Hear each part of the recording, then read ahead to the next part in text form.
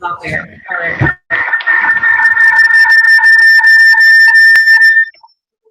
Someone watching from here with your mic on?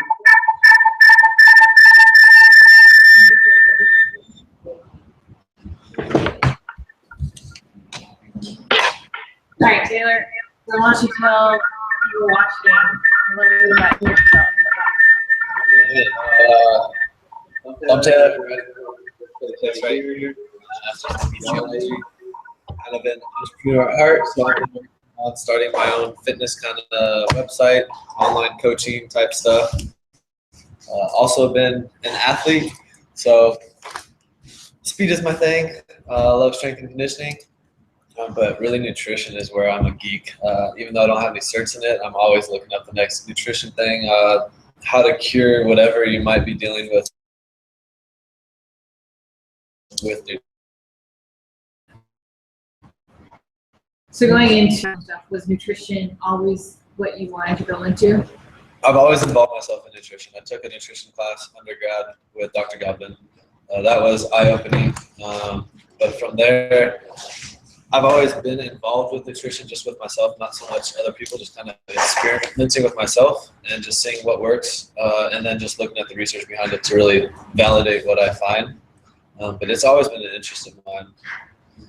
So you currently trying to become a police officer too? Sort of, kind of. Not my first choice. Okay, what is your first choice, man? Firefighting. Firefighting would be the thing. I actually was lined up to do the EMT course. Pushed that back to August, so I just opened the door for public safety. And if it goes through, it goes through. But if not, I'm shooting for LAFD by December. So is there any, is this something you want to marry with your kinesiology stuff too? Or is just you? It's just kind of a side thing until I get more established with my practice of kinesiology, I guess. Because I don't per se want to work for somebody in my life. I want to be able to work for myself and help people while working for myself instead of having somebody looking down on me saying, you have to hit these goals, that goal, where you can't really focus on helping the individual that you're working with yourself. So ultimately, you want to have your own established spot, and then yeah. Is there you just want to do speed based, and then for athlete wise, it'd be speed based, but for the general population, it would be honestly anybody that just needs to be educated on how to help themselves and reach their goals. Most of that is honestly going to come down to nutrition because everybody can go out and exercise to the extent that they need to, but nutrition is, in my eyes, the all healing factor to your body. So how different are you programming or doing athletes versus general population? In the gym? In the gym, working them out, and nutrition, how much of a difference are you seeing when it comes to programming for both? I've found that the general population really likes circuit type stuff, so I kind of cater to that, so they have fun and they want to keep coming back. Athletes, they're there for a reason. They want to get better, so they're going to listen to what you have to say. So there you go with the weightlifting movements, more power-based stuff. You get really specific with what they need to do compared to general populations. Just honestly, for me, it's just make them have fun, feel like they're achieving their goals. And one of the things I just learned is I progress them just like I would with the athlete would. So I'll go 3 or 4 weeks without showing them the progress, and I'll bump back like, oh, hey, we did this. Check it out. Try it. And like, oh, my God, that was so easy. And then from there, it's just like, we're making progress. And you have to get them to recognize it. Athletes are just going to work, work, work. And that's why you can program more specifically for an athlete and not have to worry about them questioning you. That's probably the differences that I have training both of those different clients. I'm starting to see that people want to train like athletes, regardless of what they're up to. Yeah. So do you program like that? Just like, I've got an athlete, he seemed to enjoy this workout. I'm going to go ahead and have my just my regular clients or everyday people train that way too.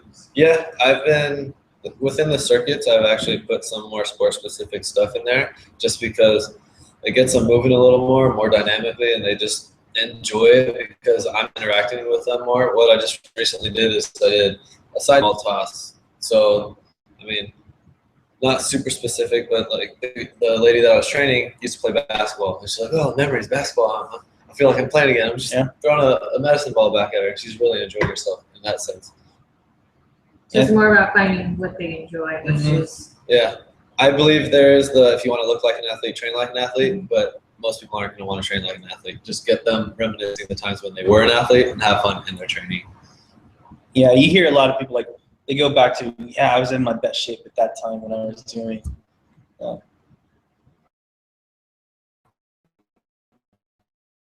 you're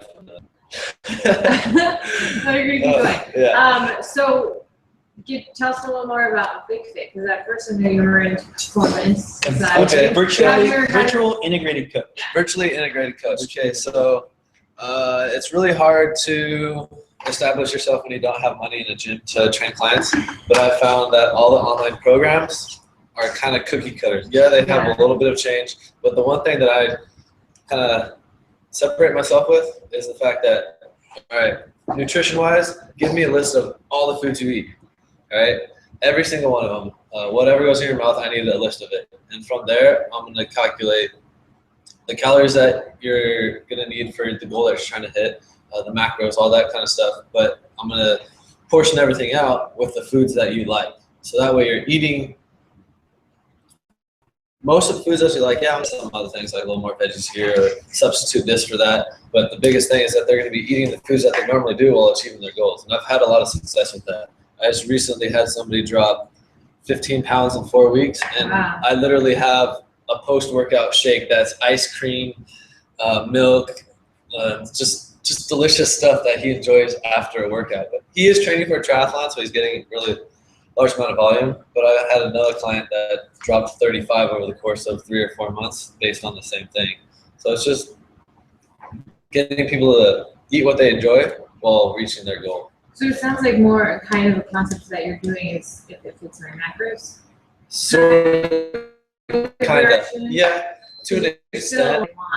But you're making it fit. So. I do manipulate towards. I like to go higher protein than anything, just because of the satiety of it. But I'll honestly adjust it for the type of person. So my buddy that's training for a triathlon, his carb count is ridiculously high, but I give him so much leniency that it's kind of just like, hey, hit these calories, because you're putting in 60 miles on a bike once a week and running 6 miles every few days. So it is somewhat macro based, but I honestly try to cater to whatever their ratio was before to continue that. Okay. And then the programming aspect, it's what are you doing now? How's it working for you? And then from there, what can we change? So what do they have access to? If they have access to a gym, commercial gym, or just at home, then I cater to that. I just wrote a program where it's all home-based exercise, and that tested my knowledge as a coach. And it's really tough to be creative, to create 5 days of workouts where somebody's not going to get bored, because you can only do so much with just your body in a chair, right? So that was difficult, but we're working through it. And it's honestly just catering to your client. That's the biggest thing that I feel like separates myself with the VicFit from other, I mean, I don't want to drop names, but other programs out there. Yeah, smart. So how are people finding you? You finding success? Like, because I know you're doing a great job, like with your social media stuff. I'm noticing, and people are noticing. So how did you go about, like? Can you do a quick switch to me so I can share his? It's like, yeah, hold on one second. Fuzzy. Yeah, it got really fuzzy. Whoa. So make sure you follow him. You can't see it. It's really weird. Why is that? Huh. Do you want to just have us? Yeah. Here we go, too. Screen on that. Yeah, it's having a meltdown. All right. So this is what we want. The Fitbit. So what gave you the idea of going about it that way? Just because you're just limited on funds? Partially, and then I just wanted to more legitimize myself with a website rather than just spam my own personal Facebook with, hey, I can do this for you. So now I have a legitimate website where people can go to. I have an email that's not tied specifically to me, it's just a general service out there that looks more professional than just, hey, I just graduated, I'm looking to train people, you know. I see that a lot. I tried it when I got my undergrad, zero success. So with this now, it's more legitimate, and I'm getting more inquiries and stuff. So how much time are you spending programming, and how much time are you doing, like, because I mean, I know you're a busy guy, you got a lot of stuff going on, so I guess, what's your day like? Typical day, or just program for the Big Fit? Well, what you're doing for VicFit, or because, listen, there's a lot of people that they want to work in this industry as well as do their own thing outside of this industry. So, and then how much time do you actually spend like committing to your VicFit? So right now I work at a commercial gym.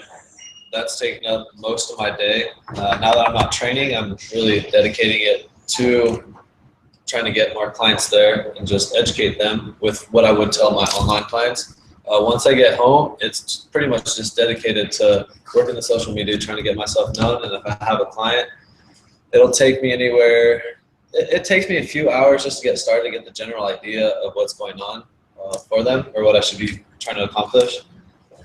But say they get nutrition and program exercise. It'll take me 3-4 hours a day for like maybe 4 to 5 days to really plan it out. And in that time, I'm going back and forth with the client. And to really, I want to get their feedback while I'm developing it so that I'm making the right thing for them. So it's pretty time intensive. I'd say 20 hours or so, at least, to put it in one really good program. What's happening? It's focusing on me. I'm not even talking. Oh. It's kind of like The ominous voice in the background. Yeah. We're watching through YouTube. Okay. So right now, are you pretty much doing all the programming, all the nutrition work right now? Just you solely? Solely me right now. I can handle it, and then I hire people, and then we grow the business even more. And that would be this family in here, first go-to. But right now, I can't handle it. I've only had 2 outside customers and then some high school friends, so it's manageable, but it's starting to grow. I got a few inquiries this past month, so just got to turn those over, get them a little more interested, and then just start educating them, really. I find it more of an educational service than anything, just because I don't know how to turn it over into them to need me more, because once I teach you how to eat right, to accomplish your goals, you're good. You can teach somebody else. So that's the biggest thing. I don't really portray it that way, but it is an educational service. So how do you initially assess somebody? Because it's hard to do if you're going to be doing some online stuff. So you have a questionnaire you have them fill out? Yep. I have a really long questionnaire. Basically, like I said before, what you've been doing, what are you doing, how's it working out, how long have you been doing it. I try to get body measures, so if they have access to BIA or some skin calipers at a gym, try to get a body fat percentage. I like to get a before picture to see what they're at right now. That way I can track progress myself, but also so they can see it too. There's about 20 questions on there. I can't remember them all off the top of my head, but it's basically just what you've been doing. Oh, what do you like to do too? It's got to be what you like doing. So is this a questionnaire you formulated yourself? Mm-hmm. Yeah, just off trial and error of asking clients over the past few years, and really dialing it in to make it more economical and really get me the answers that I want. And how did you decide price ranges? I know that's definitely something a lot of us in here we're planning to do work like yours, but it's like, how do you determine, we spend all this money and we have all this education and knowledge, and you don't want to sell yourself short, of course. Well, that's a funny analogy we were just talking about at the gym I was at. I had a friend, he's like, hey, can you write me a program? And he's an engineer. So I looked at him like, hey, can you build me a house? And he looked at me like, what? I'm like, well, have some respect for my knowledge. I have respect for you. So I'm going to pay you for building me a house. Respect me for building your body, right? That's a good point. I don't try to sell myself short at all. These prices on the website, honestly, probably a little higher than you'll see, but I've been getting those clients that have paid that and are getting results, and they have full access to me during that time too. So it's a relationship, and I think people like that. But when I was an undergrad, just getting out of college, my prices were a lot lower, and I had a few people that paid it. So I was like, all right, bump it up a little bit, see if people will still be interested. Now I have my master's, a couple certifications, and just go from there. It's honestly hit and miss. I'm still playing with it, still trying to learn. But if you look at some of the elite guys in the motocross world, there's a guy charging like $1,200 a month for programming. Just a month. Yeah, a month. I mean, yeah, he has credentials for that type of.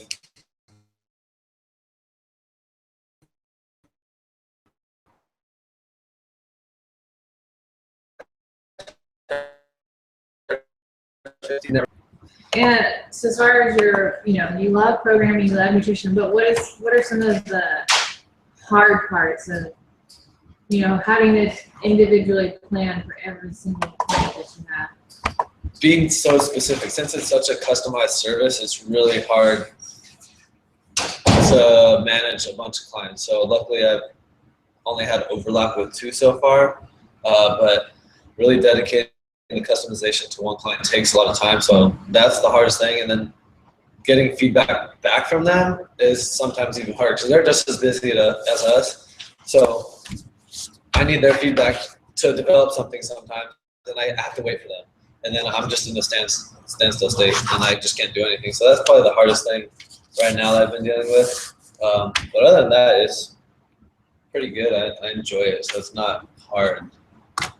So it's hard, but not bad, I guess. You enjoy doing it. Yeah. Either way. So in terms of goal setting, because you probably sit down with them beforehand and say, I think this is realistic. Do you ever have anyone say, you know what, I want this, and you just say, you know what, why don't we meet this mark first? Like, how do you go about telling someone that maybe they should dial back on their expectations a little bit because they want they're trying to rush in. Ultimately, It's unhealthy for them. So how do you go about goal setting? I try to be very realistic. So if it's weight loss, a pound a week is awesome. Some people try to push more. And then with the deficit or the amount of exercise that you have to do to accomplish that, it's not fun. You're not going to be a happy person. So I try to explain that to them. If they're going to be really gung-ho about it, I'm going to be right there with them. But I'll let them know, like, hey, these are better goals. They're not going to make you an unhappy person for pushing so hard with your diet and your exercise. But it is possible. I'm never going to hold anybody back. If they have lofty goals, go right ahead, because I do that to myself. And yeah, it sucks when you don't hit them, but you probably hit a better goal than what you would have set if it wasn't that lofty goal. So you're surpassing that lower one that might be in the back of your head, but you don't tell anybody that. So I like the higher goals, honestly. Is that something you keep between you and your client? Yeah. And how do you, let's see, how do you get the point across to, maybe those clients who want that extreme fat loss in such Short time. in such a short time that's maybe you have to go to those extremes where you're not happy doing it? I'll tell them about personal experiences. Yeah. To go crazy fast weight loss, it's one extreme exercise while staying at a basal rate with calorie intake. But honestly, the fastest weight loss is going to be going keto, and I'll tell them about my experience, and that was horrible. I lasted 3 days. Your brain has to switch from functioning on carbs, and that is not fun. It takes 7 to 10 days or so for your body to get used to that. Yeah, the weight's going to fly off after that, but you're going to be the most unhappy person that you've probably ever seen within those first 7 to 10 days. And then there's the fact that once you go back to a normal diet, you've just depleted your body of carbohydrates completely, and your muscles like to hang on to carbs. So once you start eating carbs again, there goes like 10 pounds. And you'll be, oh my God, I just gained all this weight. Well, it's just in your muscles. It's okay. You're still probably gonna be really lean, but people will freak out. So I don't suggest the crazy like 40 pounds in a month type thing. It's not going to be beneficial. So what do you consider a adequate amount of time, weeks, months? Like what's your, like 12 weeks for fat loss? So what do you consider? It depends on their body fat percentage. Of course, if they're carrying more, it's going to be easier for them to lose it at first. So if they're carrying a really high percentage, then yeah, you can go towards that 2, maybe 3 pounds a week for the first 4 to 5 weeks. After that, it's just going to be a 1 pound a week kind of thing. That slow, steady progress is what you're going to hang on to the longest. If you lose it all super, super fast, it's going to come back super fast, if not faster. So it's a journey. So I would try to make everything as your story. You're writing a story. It takes time to read a book. It takes time to develop your body. That's the biggest thing, is getting people to understand that it's going to take time. I like it. So do you have like, all right, like you have target dates for, hey, so if you're going to promote, all right, let's get you ready for summer. Let's get you ready for spring break. And then you have like a date like that. Do you have like promotions like that, or you think about that sort of thing, or even kicking around the ideas of how to promote what you got going on? Honestly, I haven't yet. It's relatively new. I'm just 1 month in right now with it, so I haven't really had time to really promote it much besides just Instagram. That's really hard. It's harder than I think most people would think, because you see pages with thousands of followers and like, oh, they got that like in a few days probably. But it's pretty difficult, especially in our industry when it's so saturated with people that go off of the experience of, oh, this worked for me, like check me out, and people are going to go for that because it's the fast, quick fix. Yeah. But unfortunately, that fast, quick fix is also the fast, quick game. So it's just hard to compete, honestly. It sucks that that's what we're against, but it's what we can work with. So primarily you work with everyday people, or what's your goal? Like if you were to have a choice, you want to work with athletes, you want to work with everyday people, you want a good mix of both? A good mix of both, because working with your everyday people, they are so thankful for the goals that they do make. Even if they don't always accomplish that super lofty goal, you're going to change their life no matter what it is. It could be just because of the diet and nutrition. They're sleeping better, they're feeling better, they're not getting tired 2:30, 3 o'clock in the afternoon. But then the athletes, that's the long road where you're putting in all this work, and then it shows at the very end just for that, could be 10 seconds or that one game. So that's really rewarding too. But honestly, for me, it's just seeing the end result or getting that phone call like, hey, oh my God, this is working. I'm so happy right now. You won't believe this happened, or something like that. It's unbelievable. That's the fun part. Mm-hmm. So what are some current, let's go nutrition first. What are some current nutrition books that you find that you like the most out of? Nutrition. Like, give me your top 3 nutrition books. Top 3 nutrition. Back in the day, I read The Zone Diet. That was pretty eye-opening. I wouldn't per se recommend it for people to do, but it's just a nice book just to wrap your head around on changing how we eat. Also, what is it, 100 Days of Whole Foods or something like that. Basically just changing your eating habits from wrapper-based stuff into the grocery aisle. That's honestly my biggest thing, is eating whole foods. That's what I really like to follow. And then the 100 Days of Real Food? Yeah, that's it. So a good book to change lifestyle eating. Right. And then for sport nutrition is the ISSN book, Performance. I don't even remember what it's called, but I read that front to back and then some. So that was really good to help with performance-based goals. So do you plan on doing that certification? Yeah, I do. Eventually, I mean, I might have to save up a little bit for it, but yeah. So anyone interested in being clients, so you can save up for that. Yeah. Head over to the Vic Fit. So then, what about your top 3 books as far as performance, training? Periodization. By Tudor Bomba. Yep. Okay. That's a go-to for sure. Yeah. Haven't really read much others. I read the NSCA book, but I kind of just scanned through that. Most of the stuff that I've gotten is just through school and just reading publications. Okay. So just articles, looking for trends in the research, and really developing my own kind of book in my head, I guess. So I have like concepts in my head. Thinking about writing my own book actually eventually. Just to put down everything that I've learned and apply it all into one easy to read kind of thing, not so science based, something that anybody can pick up and understand. That's why I'm not a big fan of reading all the sciencey type stuff, because it's hard to take down sometimes.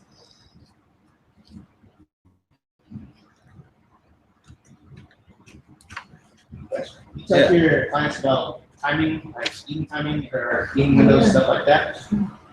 No, I don't restrict it at all. What you're getting in and going out, it doesn't matter the time of day, unless you're getting down into the single digits of body fat percentage, then it doesn't really matter to me. Do they ever ask you, like, oh, do I need to eat like every 3 hours? Or do you They do. you get that question a All lot? I do is I break apart their meals and I say, get these meals throughout the day. If you double up on a meal, well, that's on you. You still have, say, 2 more meals throughout the day to consume. But it really doesn't matter. Unless you're an athlete training, then yeah, it's like, okay, get a little something right after your training session, replenish some stuff for recovery. All right, I'm gonna take you back to athletics, and we'll get back to nutrition. I know you guys are fired up about it. So you've had good coaches and not so good coaches. I don't want to put you in that. Put it next. Okay. So what distinguishes, because you've had both, a good coach from someone who's not as good? Okay, volume for sure. You'll have a coach that will just run you into the ground just because I think getting more fit is better. And you see a lot more injuries. You see people petering out. They're not as passionate about the sport. They lose interest.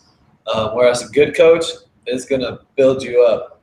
So I love that technique. You don't even know you're working out, and you start working out harder and harder and harder, and you don't even notice the change.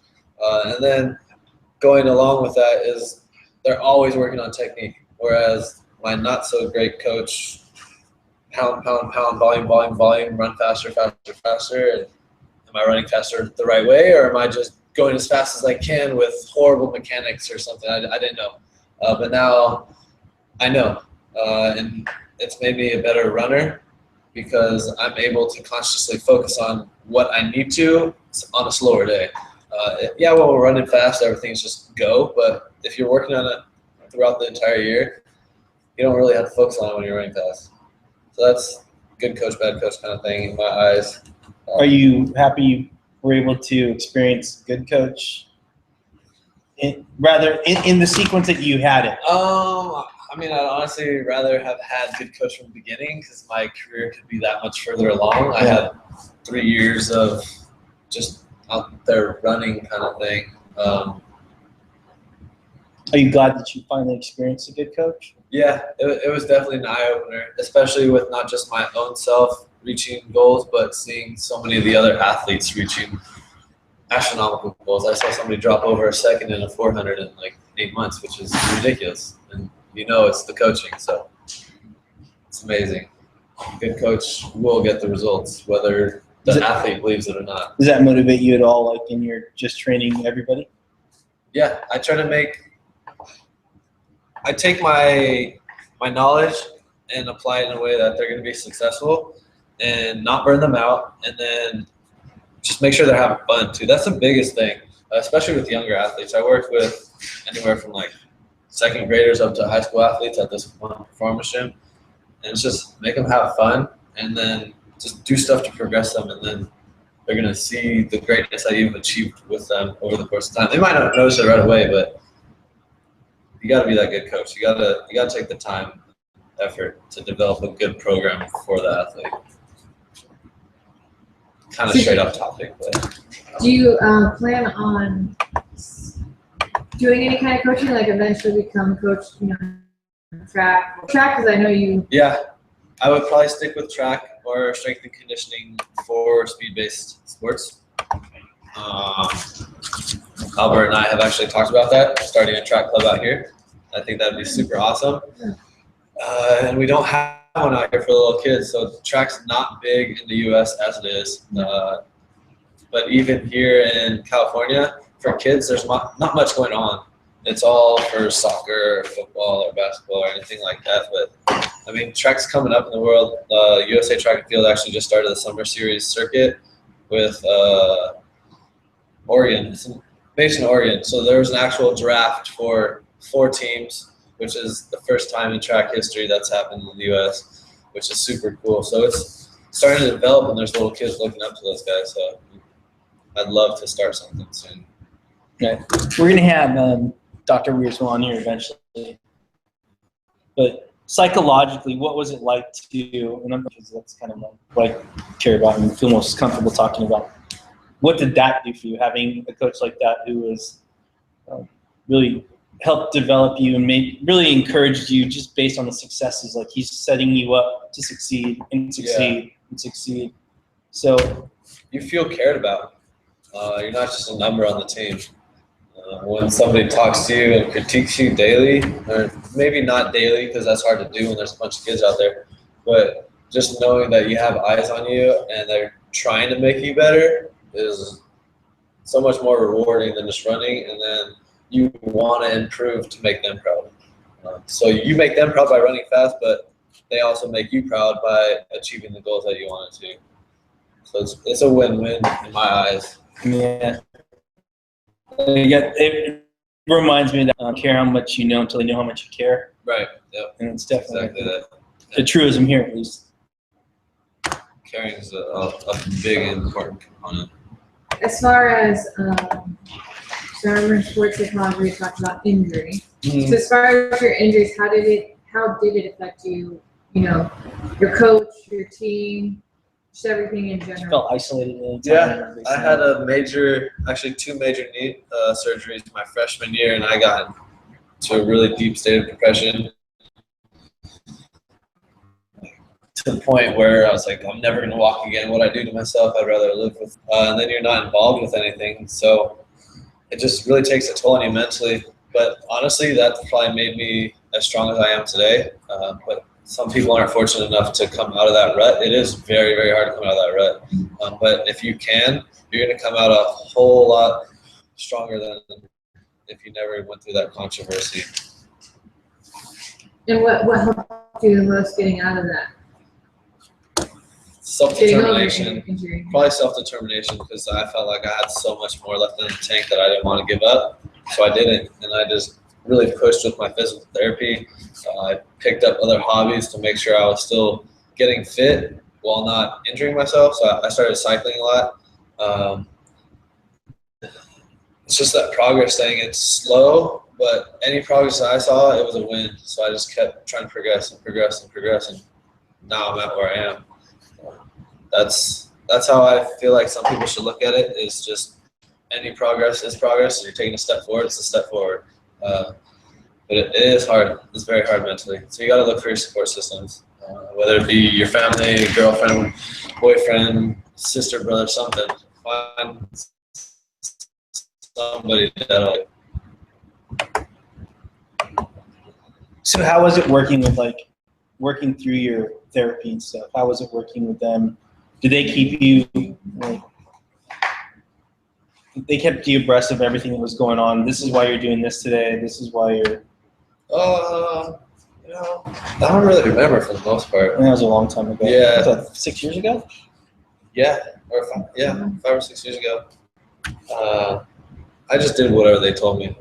If I thought it was too easy, I would tell them. Based on what they saw, they would either progress me or make me stay the same. But I was always trying to push to get better. And I'll never forget the day that my physical therapist was like, all right, we're going over there. And he pointed to a trampoline. My eyes lit up. I hadn't really walked on my own in a while, but he was about to let me jump on a trampoline. And I got to jump for like 30, 40 seconds. It was the most amazing feeling ever. Unfortunately, right after that, about a week and a half later, I had to go in for my second surgery, so I was back at square one. But just that feeling that I got right there, I'll never forget. It was so amazing. I was so excited just to be moving again like that.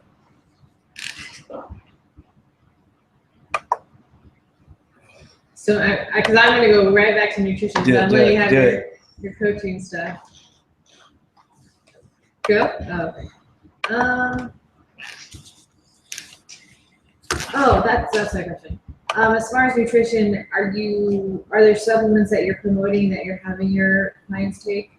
Like how crazy into the supplements are you getting into them, or are they asking you? No, I'm not. I'm an advocate of green tea, whether it's a green tea extract like Greenzilla, or just green tea every morning.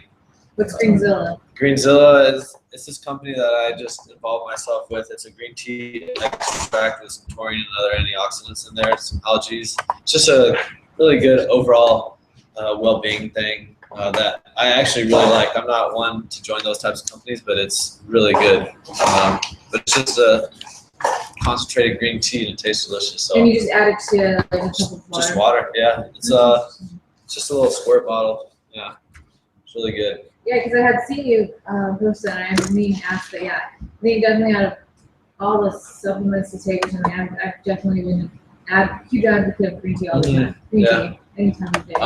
And then creatine, especially for my athletes, but I actually, like Dr. Galpin told us, mental health for creatine. I tried to get my grandma on it a little while. She's like, it's too gritty. Oh, I'm not going to take it. So she gave it back to me. I'm like, dang, like I really wanted her to take it. But she's on CoQ10, which is another good one. But I honestly don't recommend too much just because people are like, oh, it's the supplements. Like, no, just you're eating better. That's what's going to help you. So if you're getting a little more advanced, then yeah, I'll drop some supplements in there, but nothing crazy. It's just going to be your basic like B vitamins, the CoQ10, creatine, and then no omegas. Fish oils. Yeah, that's one of my biggest recommendations is to make creatine and fish oil. Yeah. That's something that I take religiously. Just I don't take glucosamine or whatever it is anymore at all. It's fish oil. That's it. Brain health, joint health, and it helps you stay lean too. So. What about as far as BCAAs? I don't have much of an opinion on those. Just from the research or what I've been told, they can work, but in super large amounts. The only thing I do with BCAAs is I'll recommend them to clients that get cravings because those things are super sweet with like no calories and it's amino, so it's going to help with building blocks of muscle. But I don't recommend them as like an intra-workout or post-workout or anything. I only use it as a calorie killer, or not calorie killer, sweet tooth killer. Yeah. Makes sense. Yeah. Yeah, that's my question. Let's follow up with I'll go back to coaching. Yeah, No, go ahead. bounce back. That's fine. Bounce back to that. Keep them on the ball. What's the craziest question you've gotten from your clients asking you about nutrition? Craziest question. You know, I haven't really got any crazy questions. It's more just maybe not even from clients, but just like people in general coming up to you for advice. You know, I know we ran into some off the wall topics. I don't think questions, but I've heard people talk about supplements before, and they have no clue what they're talking about. And I'll just sit back and wait for like a good opportunity to interject. But it's just people aren't educated and they just follow the science. It doesn't like sit down and talk with me and I'll show you what works. Question, what's the question about? I got questions yesterday, but it was all like based on foods, like if she can eat them type thing. And like what? Like, was it really like that? No, it was like, oh, what about carrots and cabbage? Like, that's free game. Eat it. Like, it's. If you're hungry, that's the one thing you should be eating, right? But then kielbasa or something. I had no clue what that was. Oh, it's sausages. I'm gonna have to get back to you on that one. I looked it up. I was like, oh, it's sausage. Yeah, you get moderation. Like, just make sure you're weighing it. The biggest thing is portion control. I have a food scale. Admit it. I'm a food freak. That's probably why I'm so passionate about it. But, I like your scale. Is your scale your scale looks so high tech? Yeah. See, I don't use any of that though. You don't. No, I just see the grams or the. Yeah, I only use the grams and the ounces. That other stuff, it has a little booklet with all the food codes and all that, and it'll tell you the macros and the micronutrients of it. I don't use that. It's too complicated. No, actually, just pick a really cheap one that works really great at at Ross or. Yeah, they actually dropped in price too, so you can pick one up for like $10. Yeah, when I got mine, it was $40 or so. Yeah, I highly recommend them. especially if you don't know how much you're eating. Scale doesn't lie. Unfortunate, but it doesn't. That doesn't go for weight loss goals though. Definitely not. Don't step on a scale. I hate the scale. My clients, yeah, I take their body measures in the beginning, but when they're going through their goals, it's more look in the mirror. How do you feel? How are your clothes fitting? Progress Screw the pics. scale. Progress pictures. And I was actually going to go that direction anyways, and if you had your clients use the scale as a form of measurement, and No. I totally am. I'm with you. I take progress pictures. I had someone who asked me about, wanting to get into nutrition and stuff, and said, I need you to take pictures of yourself. She's like, no, I hate taking pictures. I'll do selfies. I'm like, no, I need an actual picture. I need an actual picture because you're going to see a difference in the before and afters, and I've done it firsthand. Especially in those later stages too. Yeah. The beginning stages, you're going to see your shape start to take form, but then later down the road, you start seeing stuff pop out, and you're just like, oh, wow, that's awesome. But the scale doesn't show that. The scale's going to show a higher number when you start popping. Yeah, it is. And people freak out and stop eating and then dwindle down and actually carry more fat because you're going into a catabolic state where your body wants to store all this energy and blah, blah, blah, all this crazy sciencey stuff happens, and it's just It's like a crazy big downhill. Yeah, snowball. that's horrible. I hate scales. Yeah. Stop selling them. Just food scales. Every time I say something, I lose my train of thought. Don't worry, it's focusing right on you, or your image. Yeah, my image. Because I didn't want it to be looking over like I was trying to do something else. Oh my gosh. Oh, are there any do the women or versus men, do they ever come up and ask you, oh, what kind of protein should I drink because I'm a female? Should I stick with soy protein? Is there a... I actually haven't gotten that. Really? No questions, but I don't discriminate proteins. Yeah. Protein's protein in my book, for the most part, except when you get to soy. I don't believe in soy too much, but people ask me like, oh, whey protein or like a piece of steak. Just eat. Just get the protein in. Casein, I've heard some stuff about that is just a marketing ploy, and they marked it up in price, but it's actually a cheaper product, and it does not stay in your track for 8 hours. That's complete BS. If it stayed in your stomach for 8 hours, you wouldn't be hungry for 8 hours. I'm pretty sure you're getting hungry after like an hour and a half, 2 hours after a casein shake. You got to be really careful with supplements, honestly, especially with protein. They're getting to the hydrolyzed isolate, whey, whatever.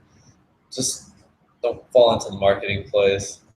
I stick to and recommend just Costco Cytosport. Yeah. It's protein, it's cheap, tastes good. All right, game over. On the same page. Yeah.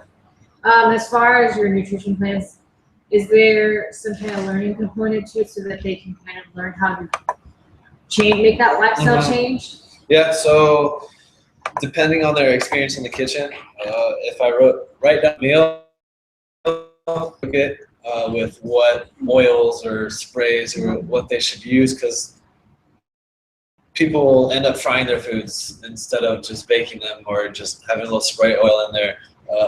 That's what I kind of pride myself on, is I teach you how to cook correctly and make it taste delicious. Seasonings are your best friend. Most people rely on salt and fat to make stuff taste good, but you could get a spinny seasoning thing with 20 different seasonings on there and make the best damn chicken you've ever had just based on seasonings and a little bit of salt. You don't need all the frying oil and all that to make stuff taste good. So I try to get my clients to realize that they can have foods that taste delicious without all the bad components of it. And what's your one go-to recipe that you never get tired of? I've probably had the same breakfast for the past year and a half.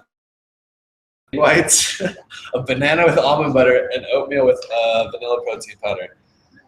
Or I'll switch the banana for an apple and put it in the oats, and it's apple pie with cinnamon. It's delicious. I needed a little more fats in my diet, so now I cut down on the egg whites, but I put 2 whole eggs in there, and I kind of make it a frittata so that runny yolk is in there. It's super, super good. I love my breakfast.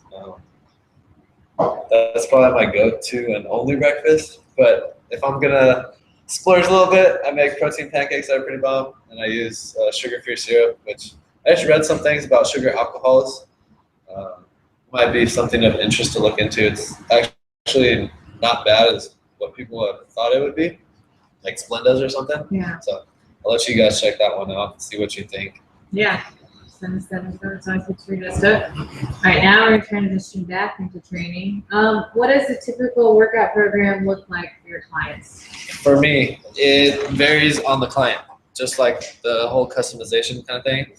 So first I have to find out what they can do and what they have access to, or if they're willing to buy equipment.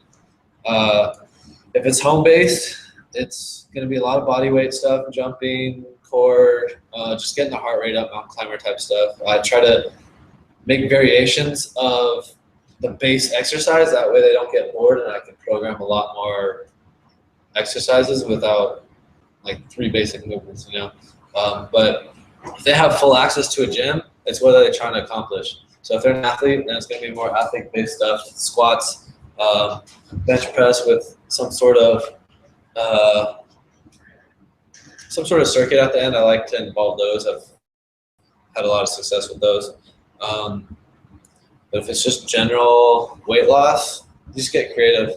I want them to have fun. So I won't write the whole program and give it to them. I'll give them maybe a week and have them try it out, and then I'll get feedback, and then write their next week or 2, and then I go from there. That way, it's not all set in stone. Guys that I've been programming for that are looking to gain mass, I'll do 3 weeks at a time, and they'll just give me feedback throughout those 3 weeks, and then I'll have them do a rest week or so, and then go back to hitting the volume. Those are more feedback based on the guys that are trying to gain volume. The girls that I mostly do like the home fitness type stuff, it's just trying to see if they're having fun with it and they're getting their goals too. So it really varies a lot. How do the goals differ between your male and female athletes, or male and female clients? Females, I've gotten mostly just weight loss. The guys are trying to bulk up and get shredded for summer. So I find it really easy to work with guys who are carrying a little bit of extra weight that want to get more muscle and then tone down. Kind of choked on that. We were talking about it earlier. But yeah, because I basically put them at their base calories that they need, but they're working out. I bump up their protein a little bit, and they just start losing the fat because they're rebuilding their muscles. So their body is just constantly trying to recover. So they're going to lose the weight while building muscle. I actually had a buddy of mine who lost, I think it was 15 pounds total. But when we did his BIA, he had actually lost like 20 of fat and gained 5 of muscle, and he looks great. So that was awesome. That's why I like working with those clients, just because the numbers just work really well. Aren't you in the middle of a competition right now too? You said you were in front. Yes. You're recruiting some. You gonna win that thing or what? Sessions. That was just a little thing to see if we could get more clients. Just give them a free personal training session, talk to them, learn their goals, and then take them through a short workout. It was actually really good in helping me get more comfortable talking to people. So that's what I really took from it. But it's hard for people. What? That's hard for people? A little bit. I hate interrupting workouts. Oh. Because I mean, it's just walking up to him like, hey, I'm the new guy at the gym, just trying to get to know members. And even still, it's just casual conversation. I wouldn't want somebody to do that to me. Yeah. My manager kind of made us. Hence why I want to have my own gym and not have to worry about that. Yeah. How do you manage those people? Yeah.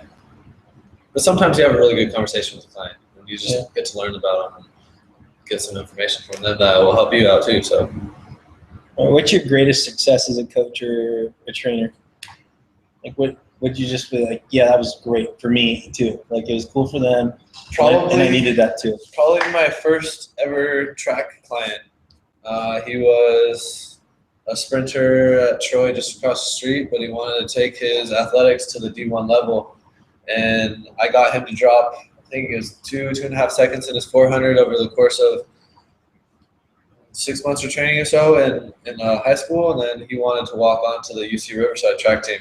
So we worked all summer, and he went out there and killed it, and he made the team, and that was probably the most awesome feeling was getting that phone call saying that he was allowed to be a walk-on the team, and we still talk, and actually he wants to work out with me this summer again because he had the opportunity to get a scholarship. He unfortunately didn't hit the standard for that, but at least his coach was talking to him about it, and that to get somebody who is not competitive whatsoever for a D1 school to walk on and make the team was huge for me. What advice would you give to people who are just starting out to being a coach? Shadow. Watch a successful coach first. That way you see what they do, how they handle different situations, and ask questions. Once you feel comfortable, then you can go about training some people. Start small. Start with someone that's not the most difficult person to work with. If they're trying to learn to run, probably not your best client. That's athletics and like speed wise. If you're going just general fitness, then I would say just take somebody that is looking to get fit. That's fairly new, like you are. So they're coming into the fitness world. You're new into the coaching world. That way, you guys can work together and learn from each other. Just take it slow, coaching. Don't try to rush into things and try to make yourself seem smarter than you are, because that'll be a big downfall. Because something will happen where you lose all your credibility, and that'll be the worst part of trying to be a coach.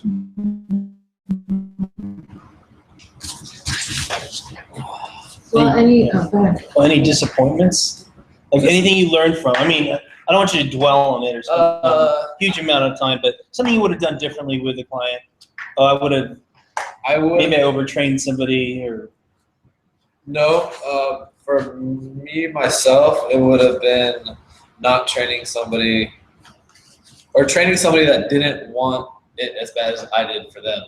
I put so much time and effort into them, and they just wouldn't give me the same return. And I kept training them, just hoping and hoping and hoping, and it didn't work out. But as for me coaching somebody, probably letting the athletes handle too much injury-wise. Like, hey, if you feel all right, go for it. Because I'm a kind of hands-off guy. I give you what the tools you need, and I'll let you make the decisions, especially when it's crunch time. Athletes don't want to stop. I know when to stop them, but if it's on the cusp of like, oh, it's just kind of bothering me a little bit, I'm like, it's your call. I probably should have just shut people down a few times. So I shut people down now a little bit more. Definitely.